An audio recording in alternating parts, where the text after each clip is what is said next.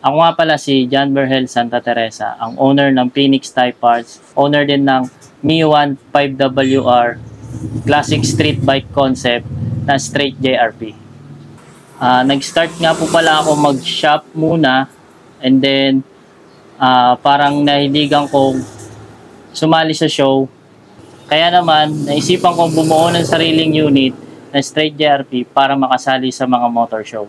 Gusto ko lang i-share sa inyo ang mga JRP parts na ginamit ko sa unit ko.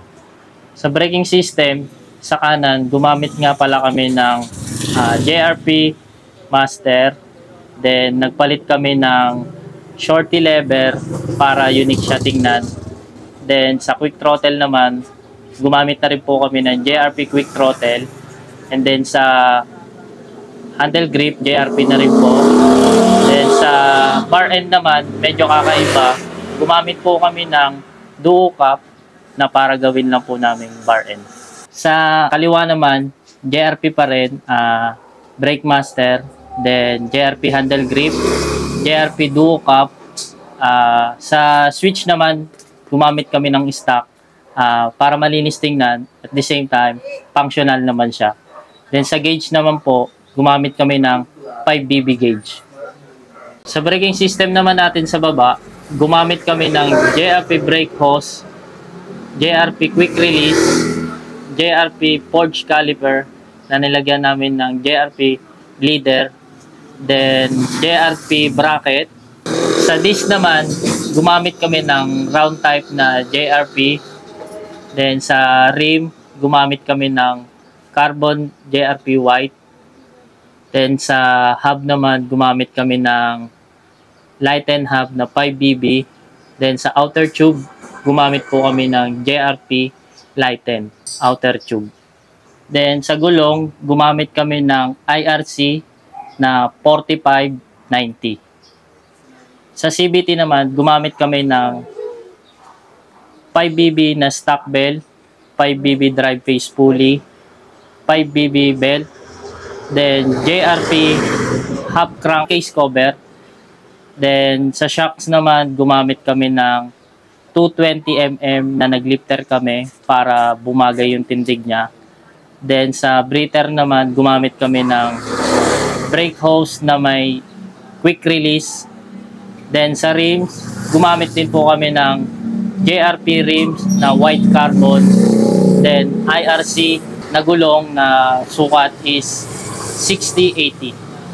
And gumamit din kami ng JRP brake arm. Sa flat seat naman, gumamit kami ng JRP old logo na glossy carbon, gas tank na JRP, JRP U-box, then JRP oil catch na may fittings na JRP. Naglagay din kami ng MSD ignition blast coil. Sa pan naman, gumamit kami ng 5BB na pan, then 5BB pan cover. Sa pipe naman, gumamit kami ng daing Cypher na power pipe na titanium tip, half titanium elbow. Sa engine naman, nag 4B kami, then nag CNC block, Mickey Mouse head, then sa engine oil niya, naglagay din kami ng JRP fittings para gumanda naman yung details niya. Sa carb naman, naglagay kami ng FCR na 37mm. Sa center stand and side stand, stainless ang ginamit namin. And sa stub naman, gumamit kami ng Öhlins stub. Siguro nagtataka kayo bakit sa dinami-rami ng Thai parts o brand sa Thai concept is JRP ang napili ko.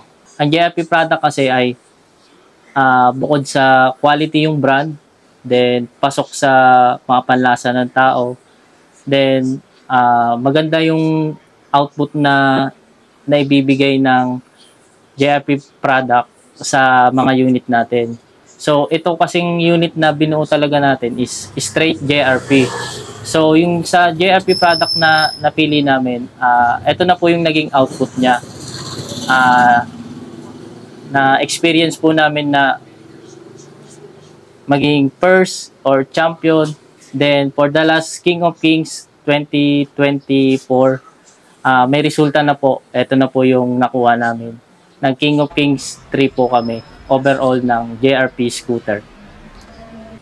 Nagpapasalamat nga po pala ako sa aming team na bumuo sa aming unit, sa builder ko, sa lahat na nakasuporta, sa pamilya ko, sa asawa ko, sa lahat ng nakatutok sa amin na laging nandyan para sumuporta sa mga motor show na aming sinasalihan. Yun lang, maraming salamat po.